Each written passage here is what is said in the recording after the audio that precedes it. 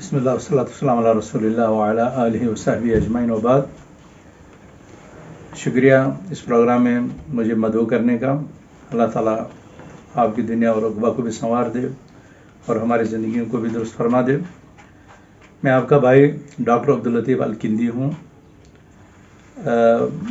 میرے والد صاحب کا نام ماسٹر عبدالرشید شیخ ہے، جو کنڈا پوگل تحصیل پوگل پرستان ضلع رامبن سے تعلق رکھتے ہیں، اور اس وقت میں جامعہ اہل حدیث جموں و کشمیر کے نائب صدر اور self Muslim educational and research trust کے سیکرٹری کی حیثیت سے فرائض انجام دے رہا ہوں. ڈاکٹر صاحب، آپ کو اللہ تعالیٰ نے اتنی بڑی عظمت سے نوازا ہے، اتنی عزت ہے آپ کی پورے ہمارے سماج میں. جاننا چاہوں گا کہ زندگی کا کون سا ایسا وقت تھا جب آپ اس طرف آئے، کیونکہ ہمارے سماج میں دیکھا جاتا ہے کہ اکثر جو لوگ ہیں زیادہ تر کاروبار میں جاتے ہیں یا جو انگریزی تعلیمی نظام ہے اس میں چلے جاتے ہیں، لیکن کس طرح سے آپ کے ذہن میں خیالات آئے کہ مجھے اللہ کی راہ میں اپنے آپ کو پوری مکمل طور پر صرف کرنا ہے؟ 1978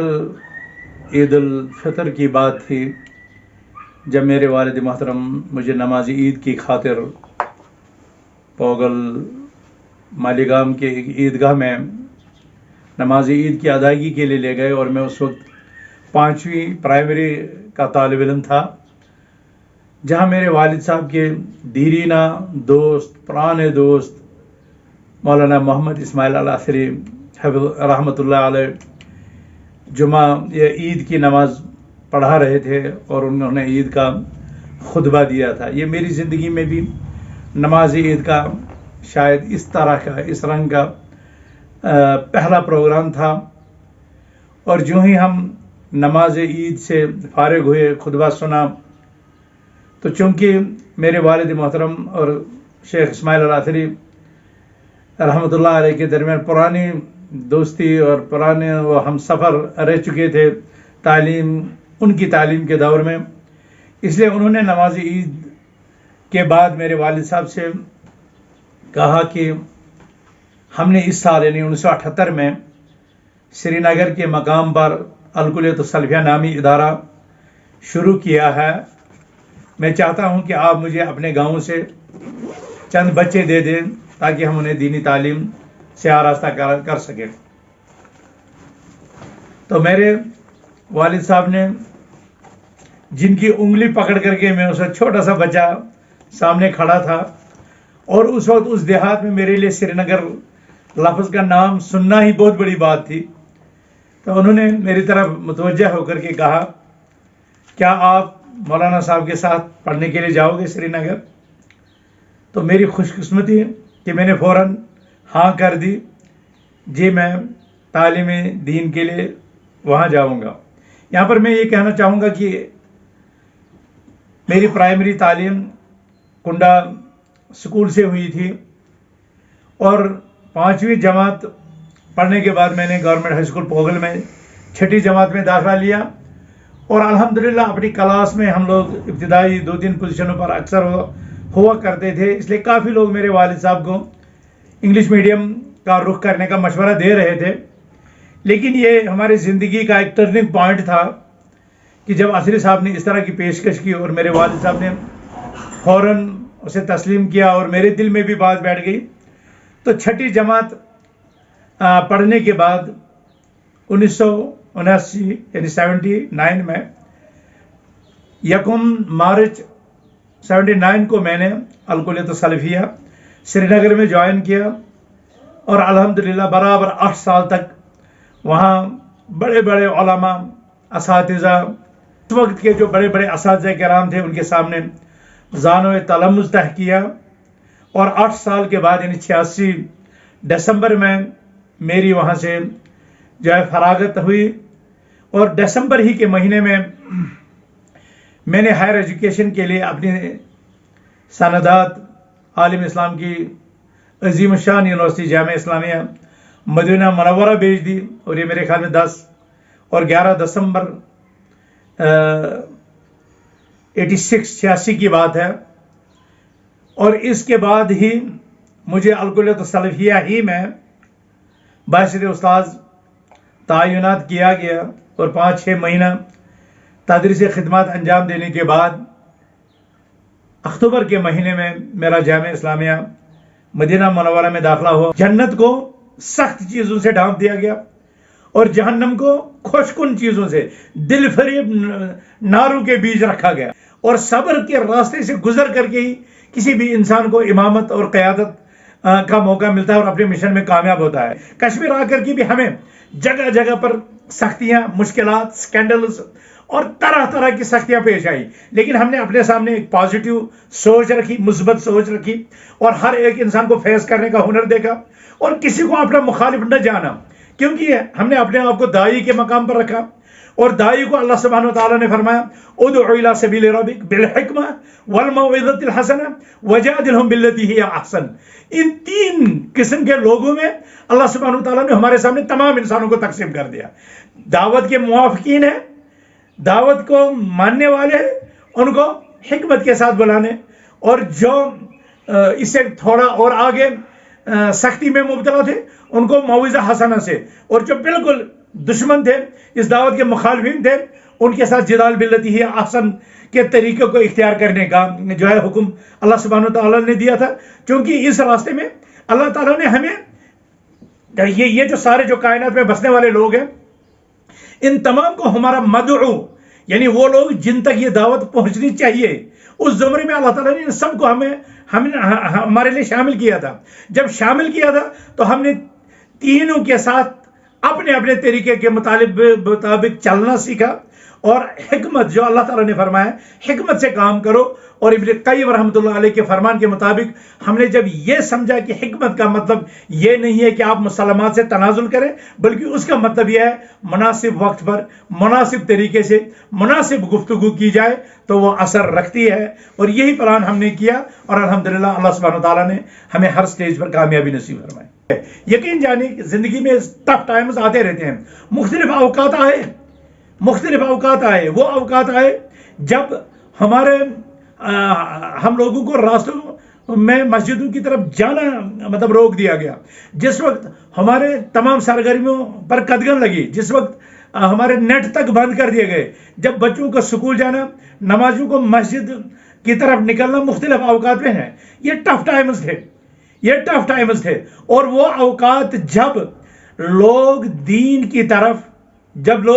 طرف دہشت گردی کی نسبت کرتے ہیں، حالانکہ دین ہی دنیا کو امن کے لیے آیا ہے. یہ سلامتی کا دین ہے، یہ امن کا دین ہے. لیکن جب دینداروں کو کہا جائے کہ تم ہی فسادی ہو، تم ہی دہشت گرد ہو، تو یہ ایک داعی کی زندگی میں سب سے ٹف ٹائمز ہوتے ہیں. لیکن چونکہ ہمیں پتہ ہے ہم محمد رسول اللہ صلی اللہ علیہ وسلم کے امتی ہیں، اور محمد صلی اللہ علیہ وسلم پوری کائنات کے لیے امن کا پیغام لے کر آئے، سلامتی کا پیغام لے کر آئے. لہٰذا ہم اسی دین رحمت کے پیروکار ہیں، اور رسول اللہ علیہ وسلم کے اخلاق حسنہ، ان کے کریمانہ اخلاق لے کر کے دنیا کے عوام کے سامنے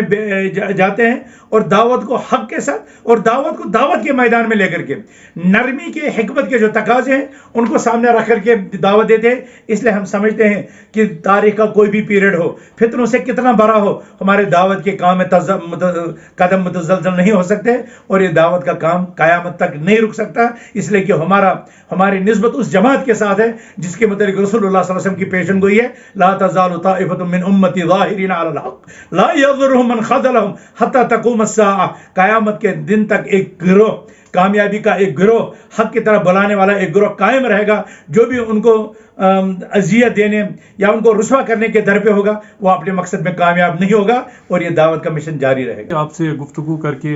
انسان کا ذہن کھل جاتا ہے، یہاں یہ کہہ سکتے ہیں کہ رونگٹے کھڑے ہو جاتے ہیں. کیسے ایک انسان ایک کم قلیل وقت میں یا ایسی اتنی خدمات پیش دین حق میں اللہ کے دین میں کر سکتا ہے. اس ضمن میں مجھے ایک سوال ذہن میں آیا، یہ بتائیے ڈاکٹر صاحب، اور آپ کی باتوں سے آپ سے گفتگو کر کے یہ سمجھ آئے کہ تعلیم حاصل کرنے کے لیے، علم حاصل کرنے کے لیے ایک شاگرد کو، ایک طالب علم کو اپنے استادوں کے سامنے بیٹھ کر पसीना बहाकर इल्म हासिल होता है, न कि कमरों में एसी रूमों में ऐसे इल्म हासिल नहीं किया जा सकता। लेकिन आजकल एक रुझान है जो मॉडर्न टेक्नोलॉजी की वजह से है, आजकल हमारे कश्मीर में भी या दुनिया में भी एक रुझान है कि आजकल के तालिब इल्म उस्तादों की तरफ कम रुजू करके बल्कि इंटरनेट से, गूगल से या बाकी से इल्म हासिल करने की कोशिश करते हैं, या नतीजतन वो किसी तफरुका का, वो किसी नुकसान का उनको पहुंचता है। इस बारे में आपका क्या ख्याल है? देखिए, अगर उस्ताद के बगैर दुनिया में ये सिलसिला इस्लाह का, तालीम और तरबियत का चल पड़ता तो फिर कुरान मक्का की पहाड़ियों पर या किसी बड़े शहर में नाजिल कर दिया जाता, बीच में मोहम्मद रसूलुल्लाह सल्लल्लाहु अलैहि वसल्लम को लाने की कोई ज़रूरत नहीं थी। लेकिन अल्लाह सुब्हानहु व तआला ने रसूलुल्लाह सल्लल्लाहु अलैहि वसल्लम को मुअल्लिम बनाया ताकि उनकी मुबारक शख्सियत को देख करके तालिब इल्म अपने लिए उसवा, आइडियल और नमूना जो है अपने सामने पा करके उसकी रोशनी में अपनी ज़िंदगी को संवार सके। क्योंकि उस्ताद की जो ज़रूरत और जो अहमियत है वो आइडियल और उसवा होने की वजह से और ज़्यादा बढ़ जाती है। रसूलुल्लाह सल्लल्लाहु अलैहि वसल्लम ने अपने शागिर्दों से कहा ऐसा करो, लेकिन शागिर्दों ने तब तक उस पर अमल करना उनके लिए मुमकिन नहीं हुआ जब तक न प्रैक्टिकली रसूलुल्लाह सल्लल्लाहु अलैहि वसल्लम ने उस हुक्म पर अमल करके दिखलाया। तो आपका उसवा और नमूना उन लोगों को के इल्म को रासिक होने के लिए और ज़्यादा मुफीद हुआ। आजकल के दौर में जो नई टेक्नोलॉजी का जोर है और लोग गूगल से और इस तरह के ज़राए से इल्म हासिल करने के लिए एक शॉर्टकट का इख्तियार करते हैं, इसमें कोई शक नहीं कि ये फ़ायदेमंद है, इसमें कोई शक नहीं है कि नॉलेज इंसान को मिलती है, लेकिन इसमें तरबियत और वो जो रोल मॉडल है वो तस्वुर इंसान के सामने नहीं है। नतीजतन एक इंसान रास्ता तो पाता है लेकिन रास्ते पर चलने का तरीका उसे नहीं मिलता। रास्ते पर चलने का तरीका सिर्फ उसको उस्ताद ही के जरिए से मिल सकता है। ये एक बात है। दूसरी बात है, ये उस्ताद ही है, मैं छोटी सी एक मिसाल आपको दूंगा, ये उस्ताद ही है जो किताबों में तहरीर शुदा मवाद की वजाहत कर सकता है कि ये क्या है। अगर डायरेक्ट बच्चा अपनी आंखों से गूगल के जरिए से या किसी और नेट के जरिए से उसको जो है देखे तो वो उसको पढ़ने का मीडिया पर्सन, सहाफती लोग उलमा के साथ मिलजुल करके तरबियत और नस्ल नौ की तामीर के लिए एक कामयाब एजुकेशनल प्रोग्राम बनाए, तरबियती प्रोग्राम बनाए, ट्रेनिंग का प्रोग्राम बनाए। मैं ये समझता हूँ कि वो इंसानियत जो सिसकते भिलकती है और एक दलदल में फंस चुकी है,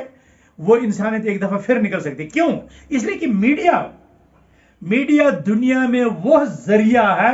जो इंसान की आम राय तख्लीक करता है। इंसान की राय उसके नजरिए को बदल देता है, उसके लिए एक राय बनाता है। ये मीडिया प्रोटोकॉल हुक्म सयून जो यहूदियों ने अपने कुछ वो उसूल बनाए जिनके तहत उन्हें दुनिया को फतह करने का जो है वो एक प्लान मनसूबा बनाया, तो उसमें मीडिया को बुनियादी अहमियत थी। और इसीलिए आप देखेंगे इस वक्त दुनिया के जो बड़े बड़े मीडिया हाउसेस हैं सारे उनके हाथ में हैं, सारे उनके हाथ में।